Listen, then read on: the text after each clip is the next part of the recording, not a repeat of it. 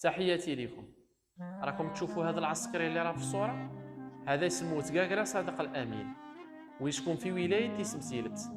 المهنه تاعو كان عسكري متعاقد، وكان خدام في ولايه تيندوف.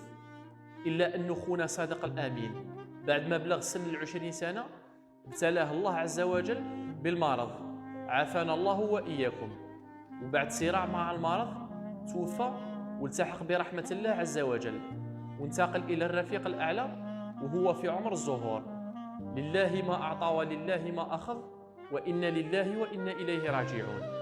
وأنا من هذا المكان إن شاء الله نقول لكم خاوسنا وخواتاتنا من فضلكم اللي وصلوا هذا الفيديو يدعي له الله عز وجل بنية الرحمة والمغفرة، ويدعي له أيضا أنه يكون من أهل جنة الفردوس. هذا راه أخوكم وراه ولد بلادكم، وأجركم على الله. عندي رسالة أيضا نوجهها لعائلة المرحوم، نقول لكم ربي يرحم فقيدكم، وربي ينور قبره، وربي يجدد عليه الرحمات، وربي يجعله من أهل جنة الفردوس، وربي يصبركم إن شاء الله على فراقه.